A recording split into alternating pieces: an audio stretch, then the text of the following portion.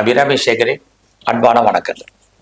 நீங்கள் ரொம்ப ஆவலாக எதிர்பார்த்துட்டு இருக்கக்கூடிய சனி பகவானுடைய பயிற்சியை தான் நாம் இப்போ பார்க்குறோம்.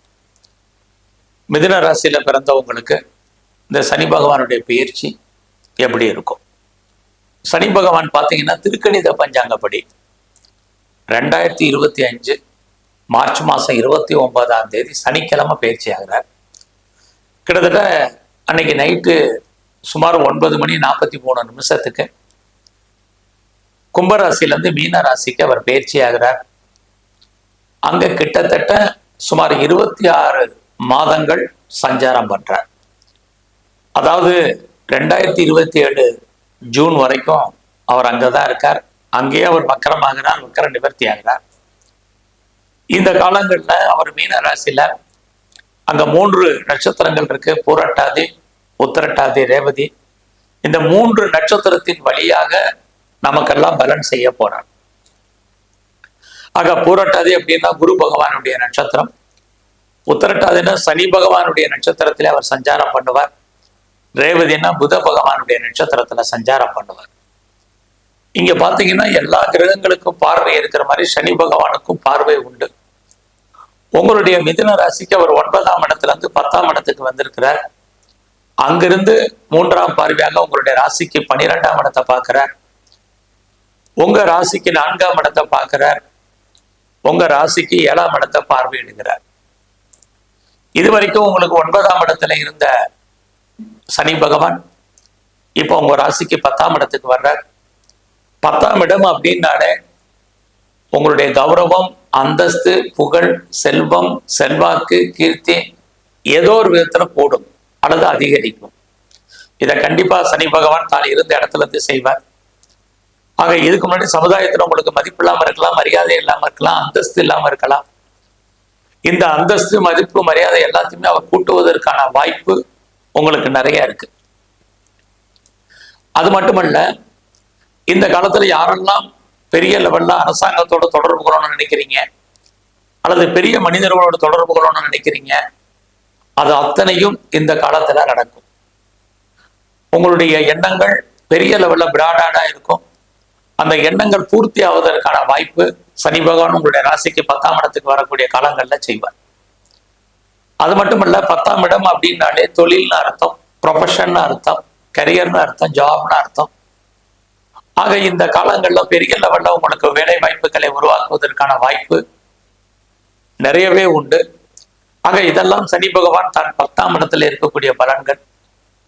இது எல்லாத்துக்கும் மேல யாரெல்லாம் பெரிய லெவல்ல நான் தொழில் பண்ணணும்னு நினைக்கிறேன், ஒரு இண்டஸ்ட்ரியல் ஆரம்பிக்கணும்னு நினைக்கிறேன், ஒரு தொழில் முனைவோரா வரணும்னு ஆசைப்படுறேன், ஒரு ஸ்டார்ட் அப் கம்பெனி ஆரம்பிக்கணும்னு நினைக்கிறேன் அப்படின்னு நினைக்கிறவங்க அத்தனை பேருக்கும் மிதுன ராசியில பிறந்தவங்களுக்கு இந்த சனி பகவான் இந்த காலத்துல அனுகூலம் பண்ணுவார், அனுகிரகம் பண்ணுவார்.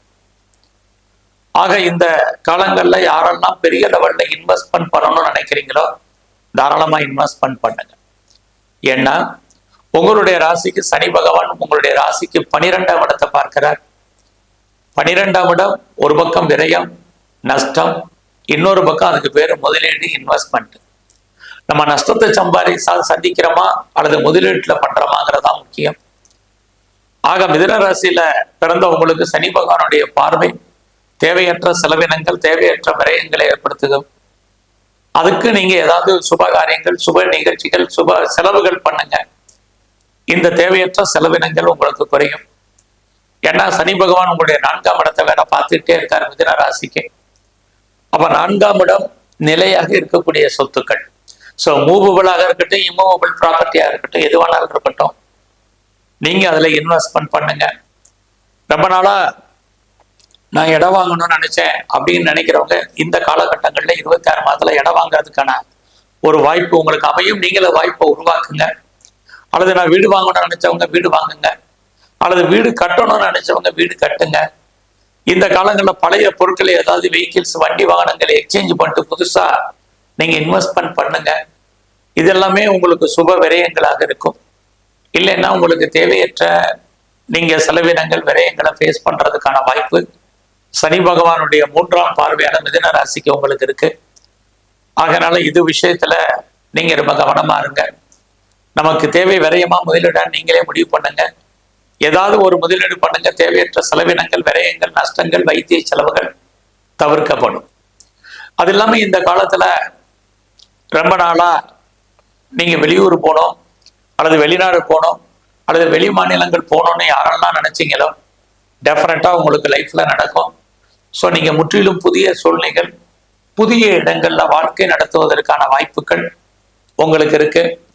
ஒரு பக்கம் நீங்க எல்லா ப்ராப்பர்ட்டியில இன்வெஸ்ட்மெண்ட் பண்றதுக்கான சூழ்நிலைகள் நிறைய இருந்தாலும் நீங்க சொத்துக்கள் விற்பதற்கான வாய்ப்புகளும் உங்களுக்கு நிறைய இருக்கு. ஆக நீங்க பெரிய லெவல்ல வெளிநாட்டு தொடர்புகள் இந்த காலத்துல உங்களுக்கு அமையும். அதனால லைஃப்ல உங்களுக்கு நல்ல ஒரு மாற்றம், முன்னேற்றங்கள் உங்களுக்கு ஏற்படுவதற்கான வாய்ப்புகள் நிறையவே உங்களுக்கு இருக்கு. ஸோ அது மட்டுமல்ல, மிதுன ராசியில பிறந்த உங்களுக்கு சனி பகவான் உங்களுடைய 4ஆம் இடத்தை பார்க்கிறார். இந்த 4ஆம் இடத்தை பார்க்கக்கூடிய காலங்கள்ல நீங்க உங்களுடைய வேலை வாய்ப்புகள்ல ரொம்ப ரொம்ப கவனமா இருங்க. ஒரு பக்கம் நான் முதலே சொன்னது மாதிரி இடம், மனை, வீடு, வண்டி, வாகனங்கள், வீட்டு உபயோகப் பொருட்கள் இதெல்லாமே உங்களுக்கு இயற்கையாக அமையும் அல்லது வாங்குவதற்கான சூழ்நிலைகள் அமையும். அல்லது அது மட்டும் இல்லை, யாரெல்லாம் தோட்டம் வாங்கணும், விவசாயம் வாங்கணும், ஃபார்ம் இண்டஸ்ட்ரி வாங்கணும், பண்ணை வீடு வாங்கணும்னு ஆசைப்படுறவங்களுக்கெல்லாம் அதெல்லாம் அமையும். இதற்கான சூழ்நிலைகள் உங்களுக்கு இந்த காலகட்டங்களில் மிதுன ராசியில பிறந்தவங்களுக்கு இருக்கு. பட் அதே சமயத்துல இதெல்லாம் உங்களுக்கு அமையும் பொழுது உங்களுடைய வேலை வாய்ப்புகள்ல நீங்க ரொம்ப கவனமா இருக்கணும். நீங்க எவ்வளவு பெரிய உயர்ந்த பதவியில இருந்தாலும் அல்லது சாதாரண பதவியில இருந்தாலும் உங்க வேலையில உங்களுக்கு திருப்தியற்ற ஒரு மனநிலை என்பது இருக்கும். அந்த மனநிலையை நீங்க மாத்துங்க. ஸோ அது மாதிரியான சூழ்நிலைகள் இருந்துச்சுன்னு சொன்னா எண்ணங்களை மாத்திட்டு நீங்க கிடைச்ச வேலையா சாட்டிஸ்ஃபைடா பண்ணுங்க. இதெல்லாமே இந்த காலத்துல ரொம்ப முக்கியம். அது மட்டும் இல்ல, யாரெல்லாம் பெரிய லெவல்ல நீங்க எஜுகேஷனுக்கு பண்ணணும்னு நினைக்கிறீங்களோ உங்களுடைய கல்வி ரொம்ப பெரிய லெவல்ல இருக்கும். பெரிய படிப்பு படிப்பதற்கான வாய்ப்புகள், சந்தர்ப்பங்கள், அதன் காரணமாக நீங்க வெளிநாடு போறதுக்கான சூழ்நிலைகள் இது அத்தனையும் உங்களுக்கு உருவாகும். அது இல்லாம இந்த சனி பகவானுடைய பெயர்ச்சி மிதுன ராசியை பொறுத்த வரைக்கும் நீங்க கஷ்டப்பட்டு உழைச்சு சம்பாதிக்கக்கூடிய சம்பாத்தியத்தை எதுலையாவது நீங்க இன்வெஸ்ட்மெண்ட் பண்றதுக்கான வாய்ப்புகள் உங்களுக்கு நிறைய இருந்துகிட்டே இருக்கு. ஸோ இந்த காலத்துல உங்களுடைய வேலை வாய்ப்புகள் ரொம்ப நல்லா இருக்கு. யாருமே ஐடியலா இருப்பதற்கான வாய்ப்புகள் இல்லை. டெஃபினட்டா உங்களுக்கு ஒரு நல்ல வேலை, நல்ல வருமானம், சம்பாத்தியம் இருக்கு. வேலையில எல்லாமே நீங்க கொஞ்சம் ஸ்டெப் எடுத்து தான் பண்ணணும். பெரிய லெவல்ல ஹார்ட் ஒர்க் பண்ணணும். அப்படி பண்ணால் மட்டும்தான் உங்களுடைய வேலையில உங்களுக்கு பெரிய ப்ரொமோஷன் கிடைப்பதற்கான வாய்ப்புகள், இன்கிரிமெண்ட் கிடைப்பதற்கான சூழ்நிலைகள் இது அத்தனையும் உங்களுக்கு இருக்கு.